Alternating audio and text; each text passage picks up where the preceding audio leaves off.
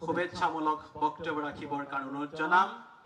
নৱনিৰ্বাচিত প্ৰতিনিধিসকলৰ কেৰা চাকা বাৰঙৰ এই পবিত্ৰ মুহূৰ্তত উপস্থিত থকা আমাৰ আটাইৰে আৰু সৰ্বকালৰ সৰ্বশ্ৰেষ্ঠ মুখ্যমন্ত্ৰী ডক্টৰ হিমন্ত বিশ্ব শৰ্মা ডাঙৰীয়া, তেওঁৰ সৈতে অহা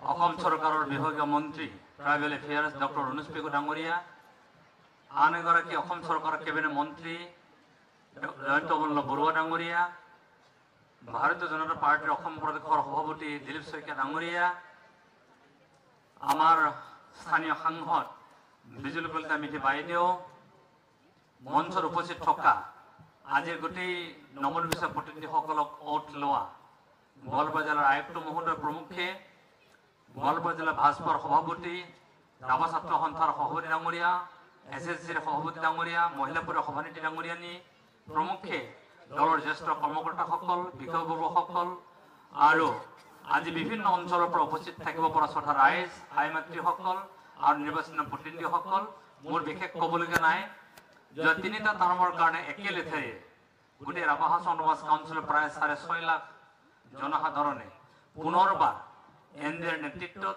যৌথ সংগ্ৰাম সমিতি, ভাৰতীয় জনতা পাৰ্টি আৰু AGPৰ নেতৃত্বত পুনৰবাৰ ৰাইজক সেৱা কৰিবৰ কাৰণে যে সুযোগ দিলে, তাৰ কাৰণে সৰুটি ৰাইজলৈকে মই বহুত বহুত শুভেচ্ছা কৃতজ্ঞতা জ্ঞাপন কৰিছোঁ। নতুন কৰ্মকৰ্তাসকলক অভিনন্দন জ্ঞাপন কৰিছোঁ। মুখ্যমন্ত্ৰী মহোদয় নিৰ্বাচনৰ সময়ত আহিছিল, আজিও আহিছে তেখেতৰ মাৰ্গদৰ্শনত। আহি থকা দিনসমূহত আমি আগবাঢ়ি যাম তাকে আশা প্ৰকাশ কৰিছোঁ। পুনৰবাৰ সকলোকে বহুত বহুত ধন্যবাদ আৰু কৃতজ্ঞতা জ্ঞাপন কৰিছোঁ। খালি এটা অনুৰোধ থাকিল মোৰ নিৰ্বাচিত প্ৰতিনিধিসকলক যে এই আগন্তুক দিনত মই আশা প্ৰকাশ কৰিম যে প্ৰতিনিধিসকলৰ ওচৰলৈকে যাতে ৰাইজ আহিবলগীয়া নহয়, ৰাইজৰ ওচৰলৈকে যাতে প্ৰতিনিধিসকল যায়, এই আহ্বান মই সকলোকে ৰাখি পুনৰবাৰ সকলোকে বহুত বহুত ধন্যবাদ আৰু কৃতজ্ঞতা জ্ঞাপন কৰি মোৰ ক'বলগীয়াখিনি মই ইমানে সামৰি মাৰিছোঁ। ধন্যবাদ।